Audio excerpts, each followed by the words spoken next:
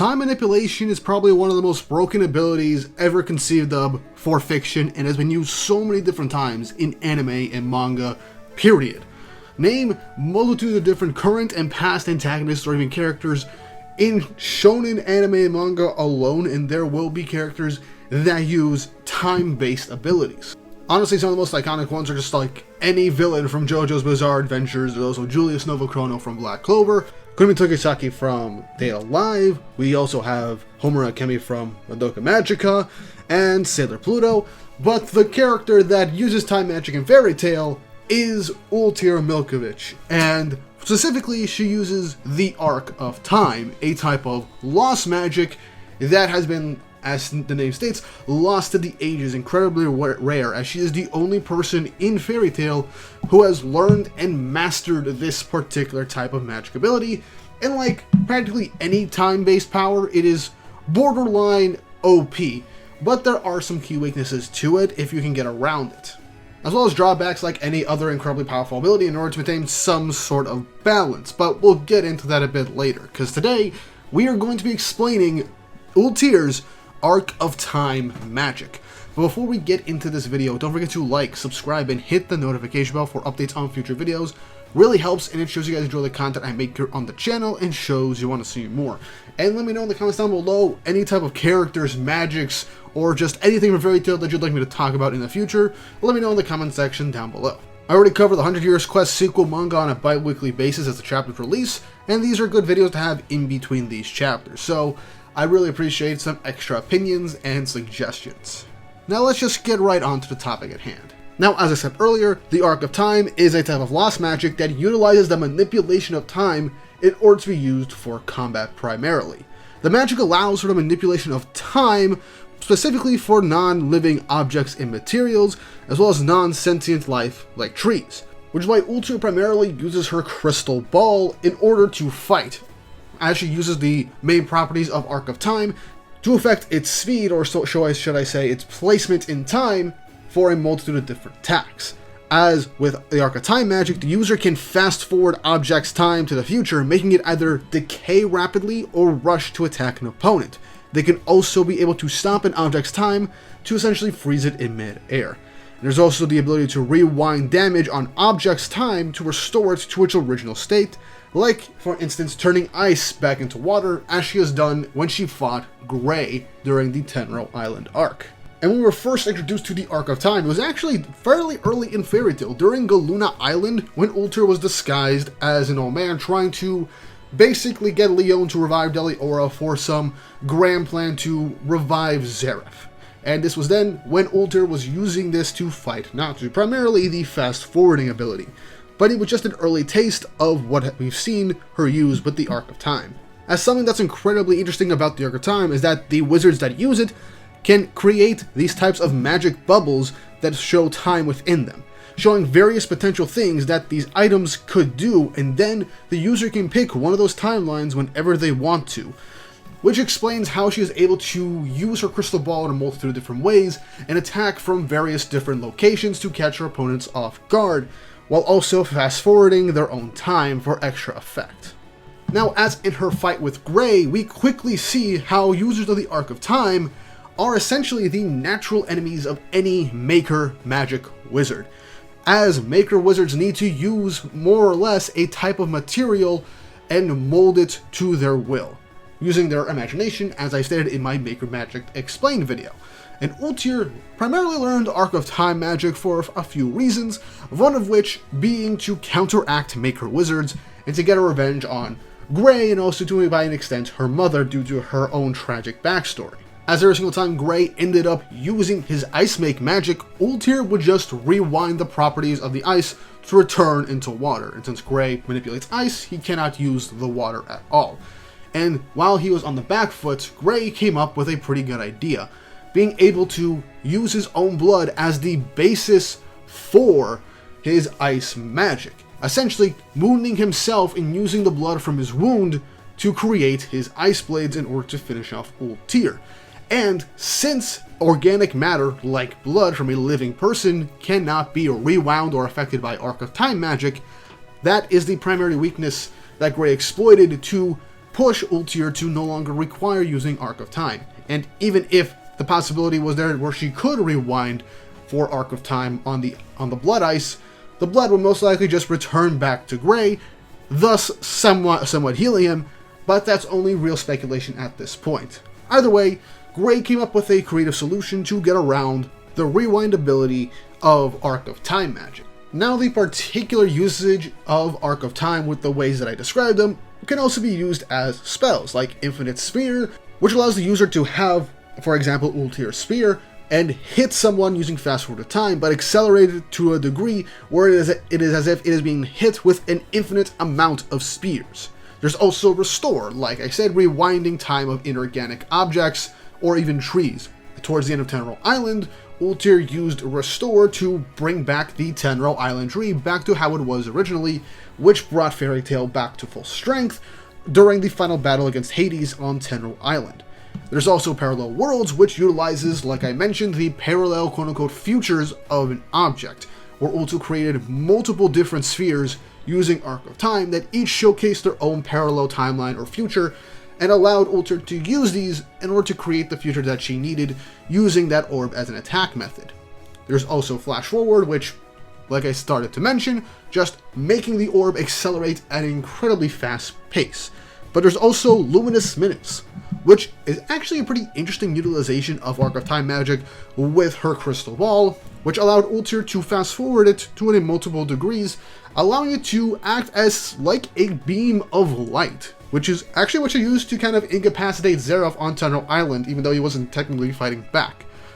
Now, something Ultear did, which I'm not clear if it is an aspect of Arc of Time magic, or is just a different spell that's used in general, but when Zeref essentially ended up having that big burst of just the death energy from his curse, Ultear kind of sealed it within her crystal ball. Now, I don't know if she manipulated the time of the curse wave to be put into the crystal ball, to be put into some sort of different future, or it was just some other spell, or whatever. It's not very clear how she did it.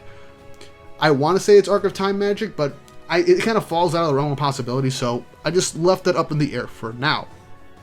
Next comes the 3 biggest spells from Arc of Time. And I'm going to go over the biggest one much later, as that is the one Ultear is known very much for. But first, we're going to go over the origin releases. Now, they don't have an official spelled name, but I'm going to go over what they are exactly. Now, after the time skip of 7 years, when Team Fairy Tail came back from being in suspended animation on Tenro Island, due to the events of Fairy Sphere, and they go to train for the Grand Magic Games, but Celestial nonsense, they only have like a month left to train. Ultear, along with the rest of Crime Sorcier, show up and offer to give Fairy Tail access to their second origins. As essentially, usually wizards have one container of magic where they absorb ether nano within and it stores them up, and that's how they use their magic power in order to use spells and such. But unbeknownst to many, there is actually a secondary container within wizards called their second origin, which is essentially a backup reservoir of magic that people don't have access to. But with the use of Arc of Time, Ultear can create markings on somebody's body that forcibly unlocks their second origin. And going through this process will make them essentially, grow a ton more stronger by getting access to that extra reservoir of magical energy. And after that process, someone can either keep it open at all times, or they can choose to unlock it whenever they want to use it for specific fights. Funny fact, when Urza had hers unlocked, she didn't go through the pain and no markings were seemingly shown on her, and so it's kind of a joke that Urza from the beginning had her second origin unlocked, which makes a lot of sense considering all the shit Urza's been able to do before the time skip, which I just find kind of a hilarious bit, if I'm being honest, and shows just how built different Urza has been since the very beginning. But unlocking second origin gives you extra magic power, essentially doubled in what you would normally be able to use for spells and attacks in order to fight, making you last longer in a fight, but also give an extra jump in power to whatever spells and abilities you would normally be able to use. But that's only second origin.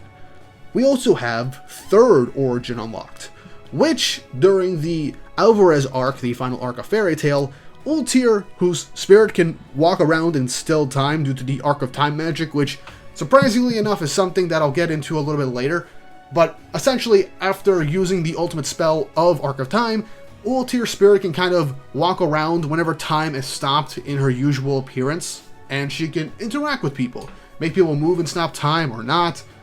It's a whole thing. But that does seem to be part of being a Arc of Time user. But anyway, Third Origin. Unlike Second Origin, it's a spell that grants someone magic power from the future that they would potentially be able to obtain. Now, unlike Second Origin, Third Origin does take a second to need to be cast, so you would have to distract your opponent or have ample time to unleash the activation. Now, this option was given to Wendy and Sharia during their fight against Demaria during Alvarez, and part of having your Third Origin unlocked, not only you getting the potential magical power that you would have accumulated over your intensive life, but you would also essentially get aged up to an adult, or essentially get older, to the point where you would more or less be at your prime, I would guess. Now we say adult because Sharia was a teenager when it was used on her, and she aged up to be an adult in her fight when her Third Origin was unleashed.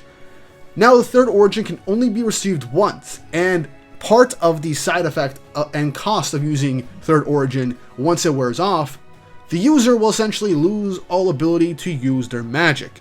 Now, originally, it was stated that the loss of one's magic was permanent, as there would be a disturbance in ether nano from the recipient's body. But the side effect seems to only be temporary, and you can basically slowly gain your magic back over time. As, like I said, Sharia gained her Third Origin, used it to defeat Demaria with her Godslayer magic to take out her God Takeover magic of the God of Time, which is honestly kind of an insane thing. But after the fight, Sharia seems to have lost her powers, but towards the end of Alvarez, she started to essentially gain back her magic abilities. Me personally, I would have preferred her to not have her magic back because it gives a type of cost of gaining great power in such a short amount of time. Kind of like how we had with Gon in Hunter x Hunter, using the Nen contract to get access to all the potential Nen that he would have accumulated over the course of his life, and just using it all up in that one instance, and once everything was said and done, he was seemingly unable to use Nen at the current point in the story of Hunter x Hunter. So, I feel like that would have been a really cool way to do it, give Sharia this type of loss for the sake of saving her friends and basically the entire country.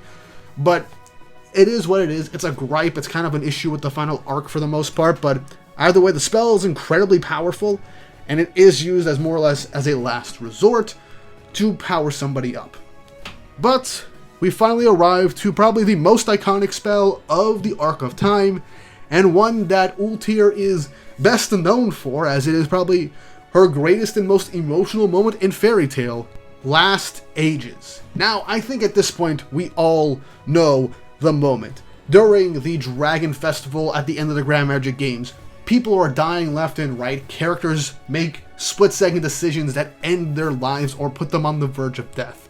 And ultear, at the end of the day, wanting to atone for her crimes, believing that she is not worthy of redemption, wanting to turn back the clock to before the events, this chaotic moment where the Eclipse Gate opened and caused all this chaos, decided to use Last Ages to turn back time. The user of Last Ages, in order to cast the spell, they need to use up their own time to rewind the entire planet's time. And when the spell is cast, the veins of the user's body begin to bulge, and a large amount of magic power surrounds their body.